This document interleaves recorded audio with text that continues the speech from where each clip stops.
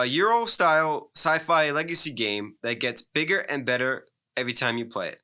So it says. Let's talk about Solar 175. Hey everyone, welcome back to the channel, and this is my rapid fire series where I cover a game on Kickstarter in a short amount of time to help you guys decide if this game is right for you. In today's video, I'm talking about Solar 175. Why? Because this user here commented that he was interested to learn more about this game.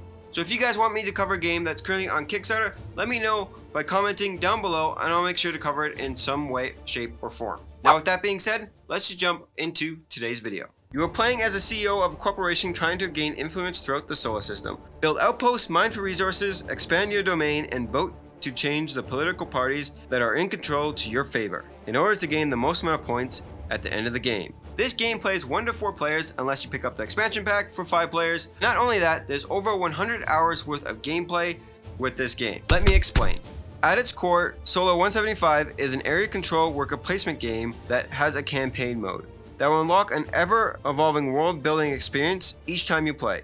There is a modular game board made up of tiles representing different planets and asteroids, making up different zones in the solar system. You will unlock more of these zones as you play through the campaign, and make personal upgrades to your player board, building your own unique solar system. There are 3 different phases each round that players follow.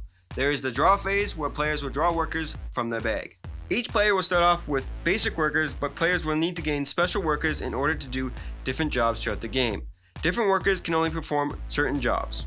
Next is the assignment phase, which is the worker placement in this game, where you're going to be assigning those workers that you pull from the bag on your player board to do different actions, such as gaining more credits, mining, building bases, and hire more workers, and many other different things. And the third phase is the action phase. During this phase, the main goal is to build outposts. This will make your reach of the solar system even greater, send ships across the board to collect resources. You can also remove workers to gain more votes for endgame scoring.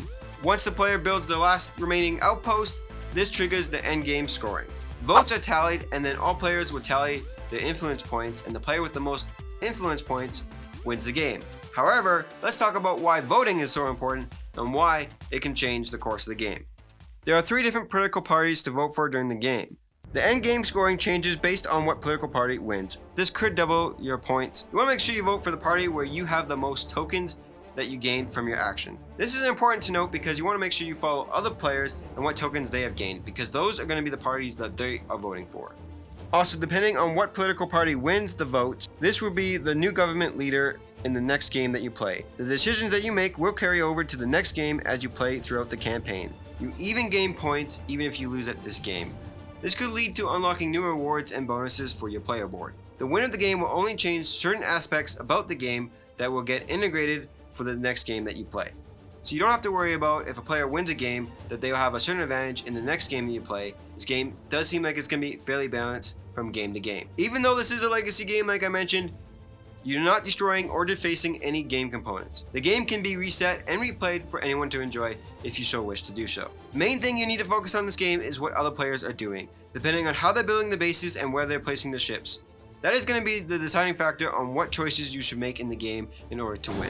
If you're enjoying this video so far, this is the part of the video where I have to ask you to absolutely destroy that like button. And if you're new to the channel, don't forget to subscribe, because I do videos like this all the time and we are so close to 1,000 subscribers. I would love to have you part of this community. Now with that being said, let's just get right back to the video. If you wish to play this game solo, you'll be facing against an AI system, making this game more fast-paced and challenging, with nothing held back from the narrative gameplay. The AI system can also be added to multiplayer games if you wish for more challenging gameplay. There's tons of different options and strategies that you can develop in this game. I'm sure there's something out there for each player that likes sci-fi campaign games. As far as price goes, I do think the $160 all-in pledge is probably the best way to go, and that's what's going to get you the best value. It includes the 5th player expansion if you want that. Also, it gets you a little mini game, the Gonzella Index. And it's only a few more dollars from that deluxe pledge. However, if you just want the basics and to enjoy the gameplay, that retail standard pledge is definitely the way to go.